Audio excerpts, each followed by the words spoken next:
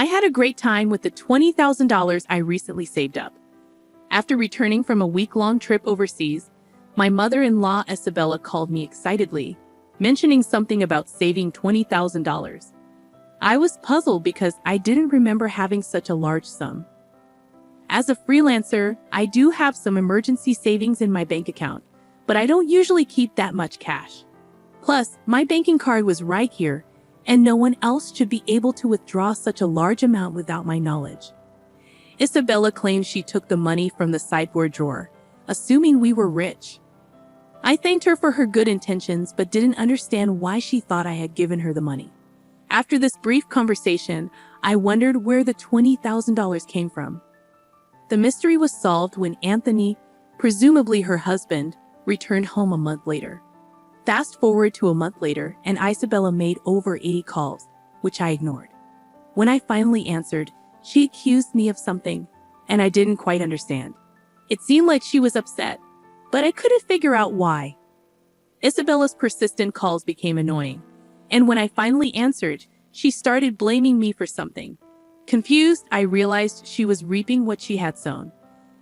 Isabella's voice echoed loudly through the phone speaker as I learned her name was Scarlett, a 32-year-old freelance jewelry designer.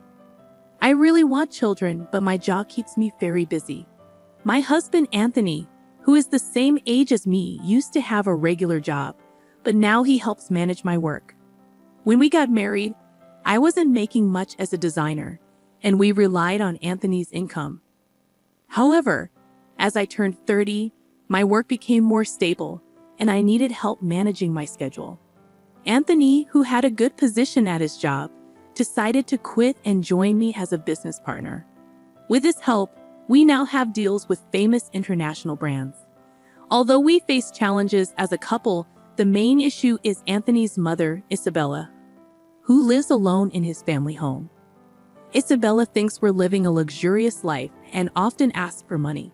She believes we live extravagantly, attending fancy parties and dinners with company executives. While these events are part of my job as a jewelry designer, Isabella sees them as leisure. She even asks for money to throw a party for her friends. I can afford to give her money, but it's not as glamorous as it seems. These events are expensive, and I have business obligations that I can't refuse. We're not living in luxury. It's all part of our work, dressing up beautifully and eating at expensive places. Isabella often expresses her envy towards us with a hint of sarcasm. Despite my continuous refusals to her requests, Anthony, being her son, sometimes gives in and hands her money. He believes it's a small price to pay to keep her quiet and avoid interruptions to our work. However, Isabella's demands only increase, leaving both of us frustrated. Recently, Isabella came over and pestered Anthony about buying a new dress for an upcoming gathering. Despite suggesting a more affordable two-piece suit, she insisted on an expensive dress for the fancy party. I believe proper attire, whether old or new, shouldn't matter, but Isabella makes a fuss. She also added that she needed a matching bag and was counting on us for that. To address Isabella's constant money demands, Anthony set up a credit card in her name, telling her to use it for her expenses. Initially, she overspent and got warned by Anthony. He then asked her to report before making significant purchases. However, Isabella continued to overspend, once even buying an expensive ring without prior notice. The bill became astronomical, and Anthony, who was paying the bills, couldn't afford it. Isabella seemed to think the credit card meant endless spending without consequences. Anthony, frustrated with the situation, decided to put a limit on her card spending. Isabella stormed in, complaining that she couldn't pay for her recent shopping, not realizing the financial strain her overspending was causing us. "We've lowered your monthly limit, but it's still enough, right?" Isabella challenged, questioning the fairness of our lifestyle. She argued that her desire for fun and luxury wasn't much different from our work-related dressing up and attending fancy places. We explained that events like product launches and parties were part of our job, often taking place in luxurious venues. However, Isabella perceived it as us having fun rather than working. Since putting a limit on her credit card, she had quieted down a bit. Occasionally, she would come to our house and complain to Anthony, but life went on without major issues. As the year-end approached, a foreign brand approached me with a proposal to expand our business overseas. Excited about the opportunity, I saw it as a chance to join the ranks of top-tier designers. Anthony, handling things as my manager, saw it as a rare opportunity we had to take. However, there was a concern about Isabella. Given her past behavior, it was plausible that she might want to come with us. When we told her about our plans that weekend, she reacted just as we predicted. Isabella insisted we were trying to trick her and live even more lavishly overseas. Anthony tried to explain that it was for work, not leisure, but Isabella wouldn't give up, fearing we planned to move there permanently. "We'll come back after our work settles down overseas," I reassured Isabella. She seemed worried that our plans would leave her behind. Both Anthony and I were exhausted from this circular argument. We couldn't take her with us, but Anthony, worn out from convincing her, suggested paying for a week-long trip for her instead. "Really? Are you sure?" Isabella half-happily accepted, and Anthony promised to cover her flight and hotel expenses. However, the peace didn't last long. A few days later, while Anthony was busy with overseas arrangements, Isabella visited our house. "Anthony said that, but I want to shop over there too. Can you give me some money?" she requested. I asked about the card Anthony had given her, and she admitted he had taken it away, fearing she might misuse it with different currency rates overseas. I explained that I couldn't give her money without Anthony's approval. Isabella left, raising her voice, and over the New Year's, she went on a 7-day trip abroad. Upon her return, Isabella revealed an unbelievable truth. She called me excitedly, sharing her experiences and mentioning she had overspent on souvenirs. Feeling fed up, I asked about the money she claimed I had saved up for her. I had no recollection of such money, and the situation took an unexpected turn. I had some savings in my bank account for business emergencies, but Isabella couldn't possibly withdraw cash from it. Despite what she claimed, I had no memory of it. She said she found $20,000 in our house's sideboard drawer, and I was confused about why such money would be there. I couldn't imagine us keeping such a large amount of cash at home. I told Isabella that if she took money from our house without permission, it amounted to theft, even if she's family. I emphasized the seriousness of the situation, especially if Anthony had set the money aside for an important deal. There hadn't been any disruption in our business dealings or payments while Isabella was on her trip. Isabella nonchalantly admitted to using the money, saying, "I'm telling you now that I used it." I pointed out that taking someone else's money without permission is a crime and expressed my concern about her entitled reasoning. Isabella defended herself, saying, "You too live so extravagantly, so why can't I have a little of that?" Think of it as doing a favor for your parent. I found her reasoning inappropriate, considering she took money without asking. I promised to ask Anthony about the money when he got back. Isabella believed Anthony would understand, being his only mother, and claimed that $20,000 wasn't much to him. I agreed to pass along the message, still uncertain about the entire situation. I was amazed at Isabella's lack of awareness, and she ended the call by saying, "Please tell him that, thanks." Still baffled by the $20,000 in cash at home, I asked Anthony about it when he returned that night. Anthony had withdrawn the money from his bank account 10 days ago for an urgent payment.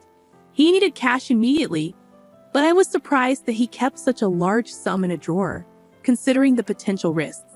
Anthony, looking troubled, asked if I knew anything about it. Today, Isabella called, thanking us for the $20,000 and mentioning she had a blast with it. I didn't understand what she meant, but it turned out the money was Anthony's after all. However, we still didn't know what such a large amount was meant for. I questioned Anthony about why he had left such a large sum at home, especially when we usually did bank transfers. Anthony explained that after limiting Isabella's credit card amount, she had secretly borrowed money from various sources, including consumer finance cards and credit cards she had opened without his knowledge. When Anthony discovered this, he took all her cards and prepared the cash to repay Isabella's growing debt. Although he gave her the cash, he knew she might spend it recklessly. The situation became clearer, but the mystery of Isabella's actions remained. I planned to pay the institutions directly through bank transfers, but Anthony preferred fewer records in our bank accounts for the sake of trust with our business partners in bookkeeping. So he decided to withdraw the cash and pay individually. Supporting Isabella's overseas trip was like a parting gift, knowing we wouldn't be able to take care of her like before after moving abroad. As time passed, Isabella's calls to my mobile phone became frequent, almost 80 calls every day. Anthony had advised me not to bother with her, but the persistence made me concerned. One day, Isabella's voice sounded almost like a cry as she apologized for bothering me during the busy moving preparations. She explained that she was receiving payment demands almost every day, and Anthony seemed to be blocking her calls. Isabella couldn't get through to him and pleaded for my help, saying I was her only hope. I was surprised that Anthony would take such a drastic step with his own mother. If he had used the money he prepared to pay off Isabella's debts, this situation might have been avoided. Now, Isabella was inundated with collection letters from finance companies and consumer lenders, facing non-stop collections calls and seeming helpless to do anything about it. It was a scene I had only seen in dramas before. I mentioned it to Anthony, but I couldn't predict his response. Isabella pleaded for help, saying it was a son's duty to assist his mother. The call ended, and I told Anthony about it when he returned home, but he dismissed it coldly, stating that Isabella wasted the opportunity herself. Despite the continued calls from Isabella, I decided to block her number, following Anthony's lead. While I wished I could help, being Anthony's mother meant there was nothing I could do if he had chosen to ignore her. As the day of our move overseas approached, I needed to finish packing. Looking around the still cluttered room, I couldn't shake the lingering feeling of helplessness in the face of Isabella's predicament. It turned out that Isabella had to sell her house to settle her debts. In addition to the $20,000 Anthony had intended to use for repayment, she had hidden even more debts. The amount was so substantial that even after selling her land and house, she couldn't fully clear it. The total balance was unimaginable. Our family home was gone, and Anthony, though somewhat sad, acknowledged there was nothing we could do. Losing the house where one grew up must have felt like a significant loss. Anthony, having lost his place to return to because of his living mother, must have been feeling a deep sense of loss. Isabella now lived in a cheap apartment, struggling to repay the remaining debts with her part-time job. At her age, finding work must be challenging. I felt a bit of sympathy for her. However, the consequences of her spending led to this, so she was to blame. Even for the elderly, taking responsibility for their actions is necessary. Despite the challenges, my business was thriving overseas, and the move had brought more inquiries from other brands. I received offers from unexpected places, something I couldn't have imagined back home. Although it was all appreciated, I was so busy that I barely had time to sleep. Anthony, too, was occupied with various tasks. At this rate, having children was still a distant thought. I pondered this as I gazed at the foreign cityscape outside the window.